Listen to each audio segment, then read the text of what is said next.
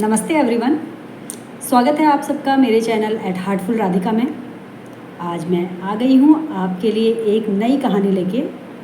आज मैं आपको ऐसी कहानी सुनाऊंगी जो बाहर से तो बहुत ही ज़्यादा साधारण आपको लगेगी, लेकिन भीतर हमारे बोलने, सुनने और चुप रहने की आदतों पर गहरा प्रश्न खड़ा करती है। हम सभी बोलते हैं, बहुत कुछ बोलते हैं और हर दिन बोलते हैं, लेकिन बहुत कम लोग समझ पाते हैं कि बोलना सिर्फ शब्द निकालना नहीं होता, बल्कि ये हमारे विवेक, हमारे संस्कार और हमारे चरित्र का प्रतिबिंब होता है। कई बार हम ये मान लेते हैं कि जो अधिक बोलता है वही अधिक जानता भी है, और जो चुप रहता है वो शायद कमज़ोर है। लेकिन जीवन का अनुभव इससे बहुत ज़्यादा विपरीत सिखाता है।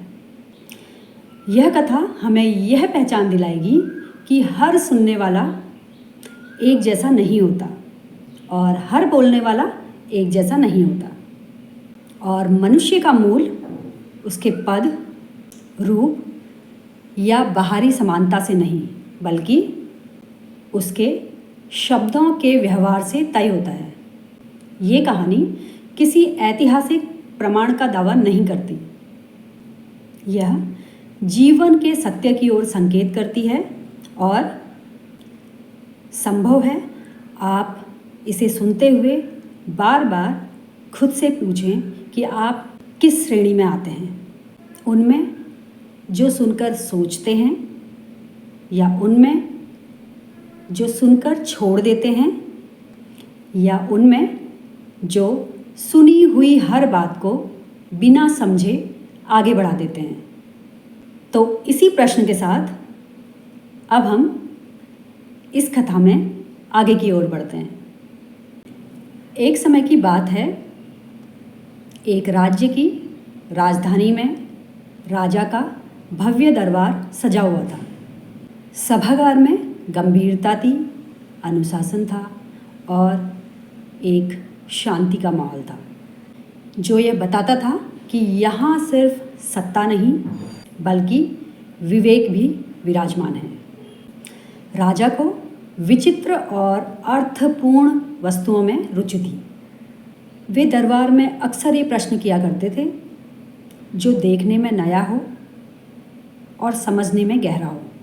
उस दिन भी सभा में उन्होंने यही प्रश्न किया, तो उनको उत्तर मिला कि महाराज, एक व्यापारी आया है जो अनोखे पुतले लेके आया है।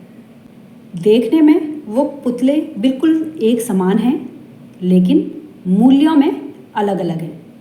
राजा को जिज्ञासा जाग गई और राजा ने व्यापारी को दरबार में बुला लिया। तो व्यापारी दरबार में आया, उसने राजा को प्रणाम किया और अपनी पोटली उसने खोली और उसमें से 3 पुतले निकाल के राजा के सामने रख दिए। उसने राजा से बोला कि महाराज, ये तीनों पुतले बिल्कुल एक समान दिखते हैं, लेकिन जो पहला वाला पुतला है वो अत्यधिक मूल्यवान है, दूसरा उससे कम और तीसरा बिल्कुल साधारण सा। तो राजा ने तीनों पुतलों को गौर से देखा। ऊंचाई बिल्कुल समान थी, आकार बिल्कुल समान था, रंग रूप सब एक जैसे थे। कहीं भी उन पुतलों में असमानता नहीं दिखाई दी। लेकिन फिर मूल्यों में इतना अंतर क्यों? ये प्रश्न राजा के अंदर घूमता चला गया। तो राजा ने वो तीनों पुतलों को सभासदों में सौंप दिया और बोला कि तुम लोग वो अंतर खोज करो। तो सभासदों ने पुतलों को खूब टटोला, किसी ने कान टटोले, किसी ने उलट पलट करके सब तरीके से पुतलों की अंतर ढूंढने की कोशिश की। तो पूरा हाथ, मुंह, पीठ सब चेक करने के बाद सभासदों को कुछ भी अंतर नहीं मिला। तो धीरे धीरे दरबार में सन्नाटा छा गया। और ये वो सन्नाटा था जो तब पैदा होता है जब आँखें तो देख रही होती हैं लेकिन बुद्धि अभी रास्ता ही खोज रही होती है।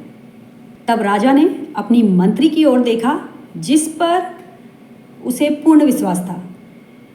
मंत्री ने पुतलों को शांत भाव से देखा और दरबान को आदेश दिया कि 3 तिनके लाए जाए। जब 3 तिनके आए तो मंत्री ने पहला तिनका पहले पुतले के कान में डाल दिया तो तिनका भीतर चला गया और दिखाई नहीं दिया।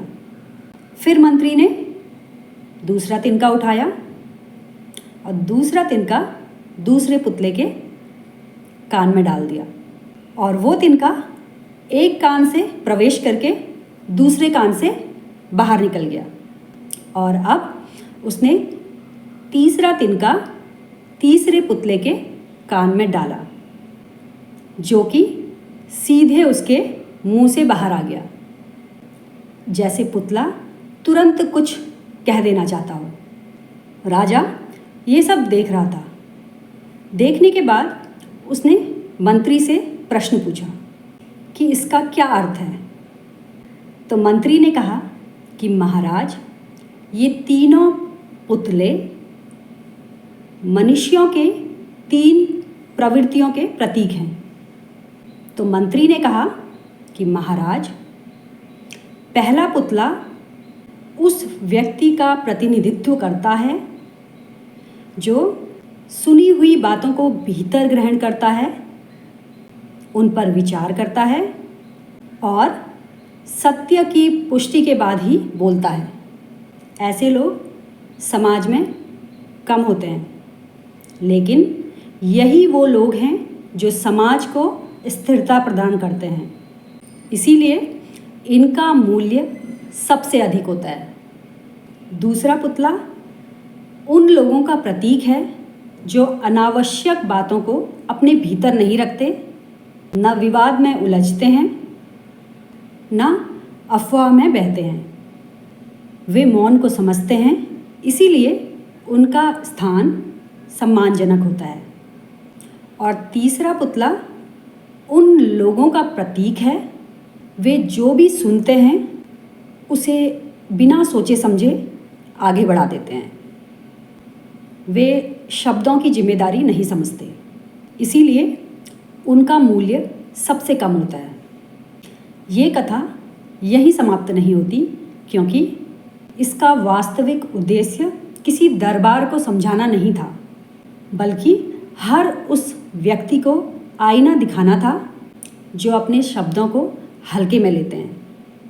हम अक्सर ये नहीं समझ पाते कि शब्द केवल ध्वनि नहीं होते, वे ऊर्जा होते हैं, दिशा होते हैं और कई बार विनाश भी होते हैं।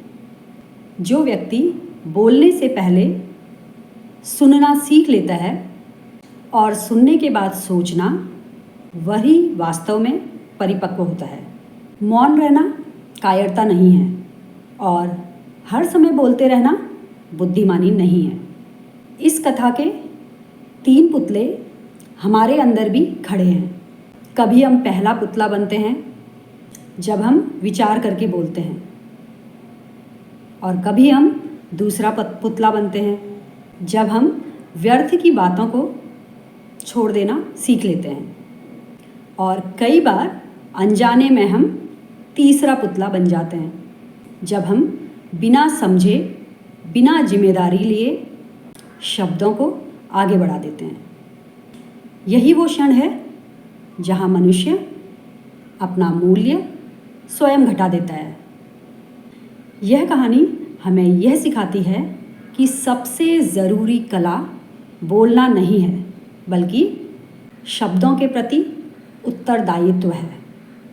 यदि मनुष्य यह समझ ले कि हर सुनी हुई बात बोलने योग्य नहीं होती और हर बोली हुई बात सत्य नहीं होती, तो आधे से अधिक भ्रम, विवाद और कटुता खुद ही समाप्त हो जाएंगी। जीवन में आगे बढ़ने के लिए केवल ज्ञान ही नहीं, विवेक भी चाहिए होता है। और विवेक की पहली पहचान ही यही होती है कि हम कब चुप रहें और कब बोलें। अंततः मनुष्य का मूल्य उसके चेहरे से नहीं, उसके शब्दों से तय होता है।